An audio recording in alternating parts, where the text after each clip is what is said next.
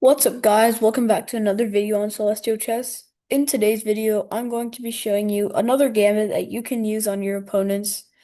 And it's called the Englund Gambit.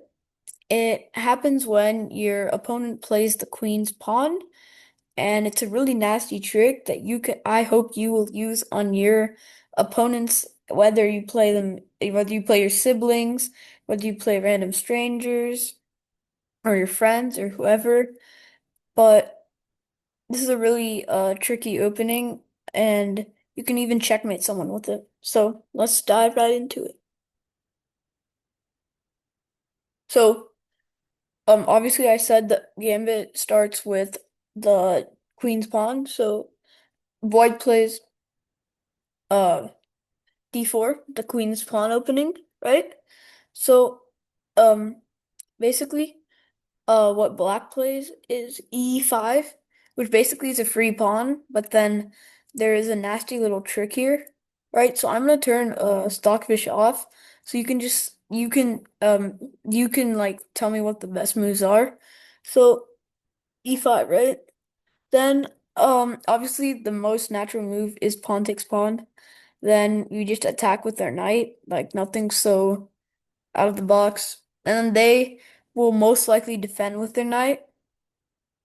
And then you play queen to e7, attacking the pawn, putting pressure on the pawn.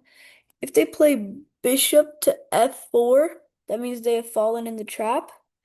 If they play something else, then you can continue like a regular game and you probably will get the pawn back. See, if they play bishop f4, you get this. You're gonna play queen b4, check. And now some of you might be saying that, oh, well, bishop to d2 just, prevents all of the ideas, right? Bishop d2, right? Then all you have queen takes b2, attacking the rook and trapping it. And then well, obviously there's this move queen to bishop to c3, right? And then now the this queen is aiming right down here. The knight has center control. The bishop's also guarding this pawn, and this pawn could plan to open, get the bishop out, and all sorts of stuff, right? But then there's this amazing move, bishop to b3, that is played. Now your opponent here can play two things. One, is they just play takes, and then you just get their rook, and then they play back, and then you can just take their pawn.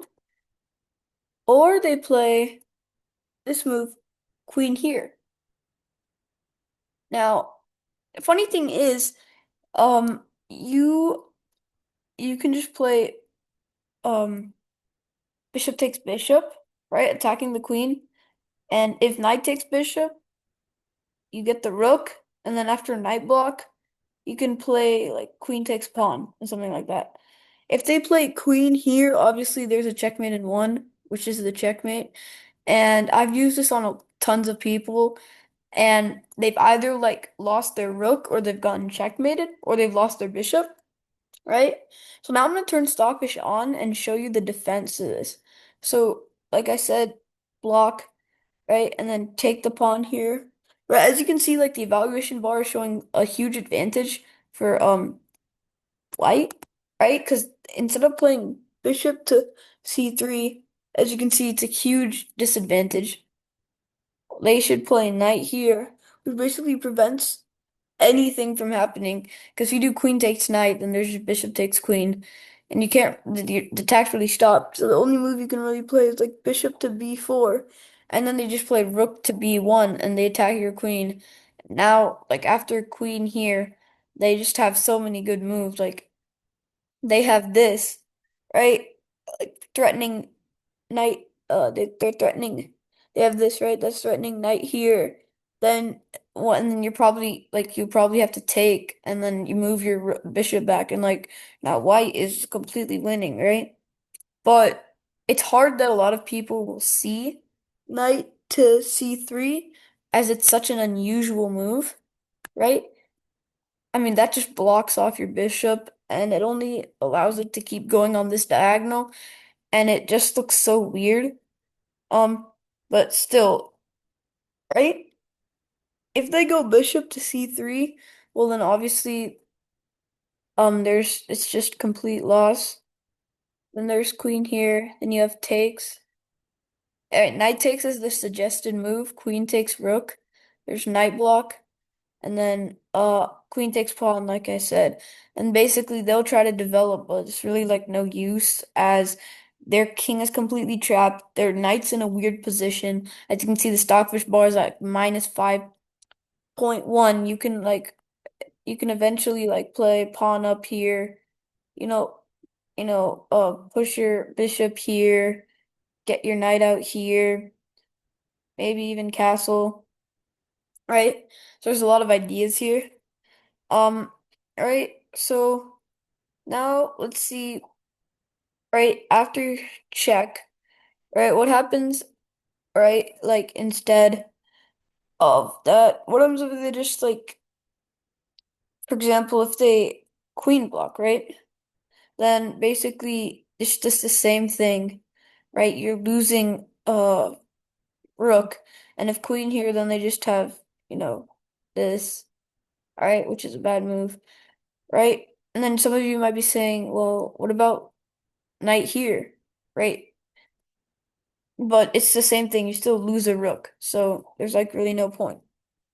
And and the reason why this is so good for white, even though this is usually an advantage for black if they play this wrong, is because um knight c3 is a really good move, but it's very easy to miss, right? Because it opens up the knight and stuff, and it gives protection to the rook from the queen, right? And then, or so basically, like, knight c3, like I said, and then bishop pin, and then rook here. Like, what are you gonna play? Because after back here, then they just have knight here, and like your position is kind of cooked. Right, because knight takes c7, you're forced to play bishop back. Then there's just rook attacks. They're completely over you. Got check, takes, gotta go rook here. Then there's just obviously just knight takes pawn for free. Goes back here.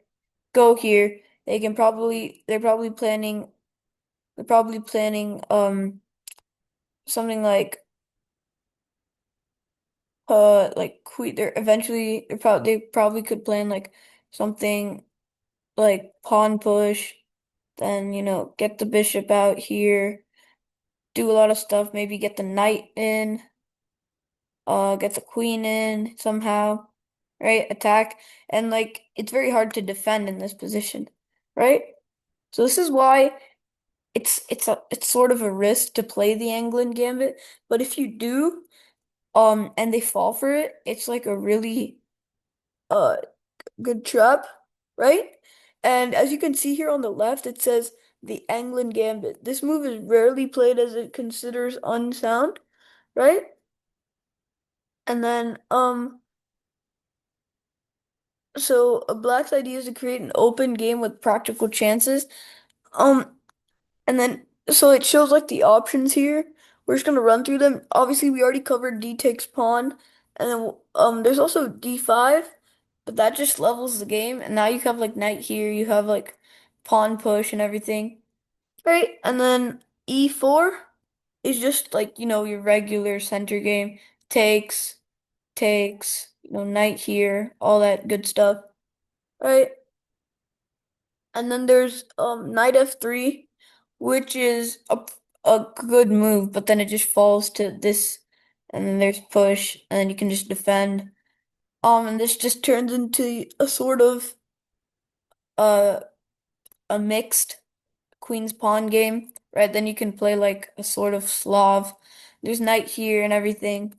So, right, like basically you should this is a really cool gambit, but uh basically, if they know what the gambit is, then it's probably going to be pretty hard, a pretty hard game for you, right? But if you're playing like a beginner who's like pretty good, right? then this is probably good to work on them. So yeah, that's basically the Englund Gambit. I hope you learned about this gambit. Please check out my other video about the Blackburn Shilling Gambit. It's a really good gambit that can be used on so many opponents, and if they fall for it, well, you're gonna get a big material advantage or possibly even a checkmate. And make sure to subscribe, hit the bell icon for more notifications of my future videos. And yeah, I'll see you in the next one. Peace.